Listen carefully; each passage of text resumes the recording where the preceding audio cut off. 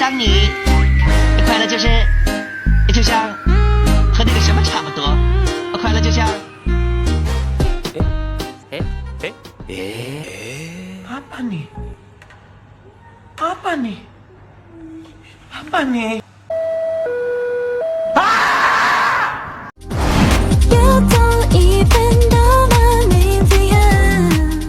Assalamualaikum warahmatullahi wabarakatuh. Halo, perkenalkan nama saya Nugrahna dari Fakultas Tarbiyah dan Ilmu Keguruan, Prodi Pendidikan Islam Anak Usia. Baik, kali ini kita akan menganalisis dan memberikan tanggapan terkait soal-soal yang akan saya bahas selanjutnya. Yang pertama adalah mengapa pendidikan kewarganegaraan dianggap penting dalam membentuk karakter mahasiswa di perguruan tinggi. Pendidikan kewarganegaraan untuk membentuk jati diri mahasiswa dalam dunia perkuliahan sangatlah penting, terutama untuk saya. Sebab pendidikan kewarganegaraan adalah wahana untuk mempersiapkan generasi muda dengan bekal yang cukup mumpuni dalam pergaulan kehidupan yang dibutuhkan. Kemampuan berpikir kritis, tanggung jawab, mempunyai sikap dan tindak demokratis menjadi media pendukung dalam pembentukan karakter bangsa. Sebab kondisi generasi muda Indonesia dewasa ini berada dalam posisi yang cukup meresahkan.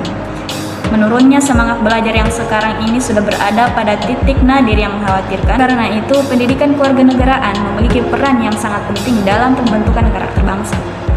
Sebab konstruksi nilai-nilai karakter melalui pendidikan kewarganegaraan secara yuridis formal menjadi salah satu mata pelajaran yang wajib di setiap jenjang dan jalur pendidikan, mulai dari sekolah dasar sampai di perguruan tinggi. Pembentukan karakter bangsa melalui pendidikan kewarganegaraan menjadi salah satu keharusan karena dapat membentuk generasi muda yang cerdas, juga mempunyai budi pekerti yang luhur sehingga keberadaannya dalam kehidupan bermasyarakat menjadi bermakna dan mempunyai karakter. Selain itu, pendidikan kewarganegaraan juga bertujuan untuk meningkatkan kualitas bangsa Indonesia yang berbudi luhur, kepribadian mandiri, maju, tangguh, profesional, tanggung jawab, dan produktif serta sehat jasmani dan rohani. Yang kedua, di sebuah desa terdapat dua kelompok pemuda yang sering berdebat tentang pentingnya budaya lokal dan pengaruh budaya asing. Suatu hari mereka memutuskan untuk mengadakan festival budaya yang menampilkan tarian tradisional, makanan khas, dan permainan rakyat. Pertanyaannya, bagaimana festival tersebut dapat membantu memperkuat identitas nasional di kalangan pemuda desa? Karena dengan melalui kegiatan tersebut dapat meningkatkan kembali budaya keanekaragaman bangsa. Dengan melakukan kegiatan tersebut dapat menumbuhkan rasa cinta tanah air dengan keanekaragamannya yang mungkin sebelumnya pernah redup karena dipengaruhi oleh budaya asing. Dengan ini, semua kembali mengenal macam-macam budaya seperti dalam hal tarian, makanan khas, dan permainan tradisional sehingga menumbuhkan kembali rasa cinta kepada masyarakat tentang betapa pentingnya mengenal budaya dan melestarikannya. Dan semakin menumbuhkan rasa cinta dengan budaya daerah bangsa sendiri sehingga masyarakat Indonesia menerapkan dan mempertahankan budaya bangsa serta melestarikan dan memperkenalkannya kepada seluruh lapisan masyarakat budaya maupun mancanegara. Yang ketiga, di sebuah pabrik, para pekerja memiliki hak untuk bekerja dalam lingkungan yang sehat dan aman. Namun, mereka juga memiliki kewajiban untuk memenuhi prosedur keselamatan kerja yang telah ditetapkan. Suatu ketika, beberapa pekerja mengabaikan aturan keselamatan karena merasa bahwa mereka sudah cukup berpengalaman.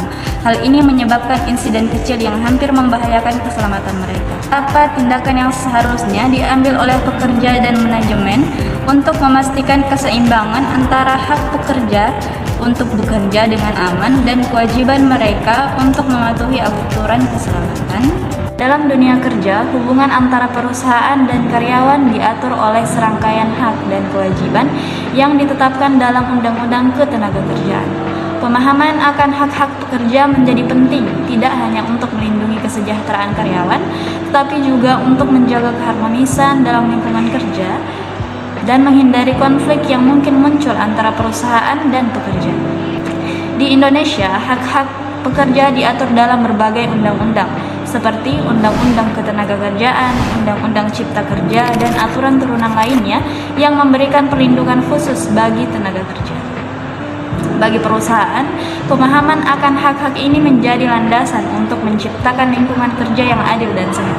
Sementara itu, bagi karyawan, mengetahui hak-hak yang dilindungi oleh hukum merupakan untuk perlindungan diri dari perlakuan yang tidak adil dan diskriminatif.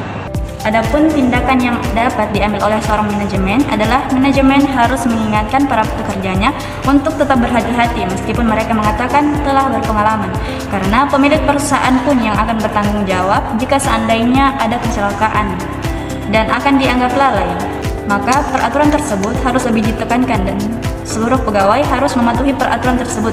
Jika tidak, pemilik perusahaan dapat mengambil tindakan tegas berupa sanksi sehingga membuat seluruh pegawai mematuhinya.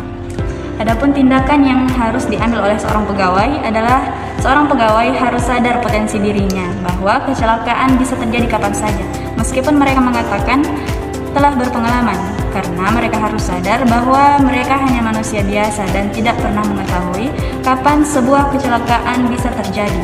Maka sebagai seorang pegawai harus mematuhi segala peraturan yang ada demi kebaikan dan keamanan bersama, sehingga pihak kantor tidak dirugikan dan dituntut atas kelalaian mereka. Dengan ini, pegawai dan pihak manajemen kantor bisa bekerja sama dengan menjaga keamanan dan kenyamanan.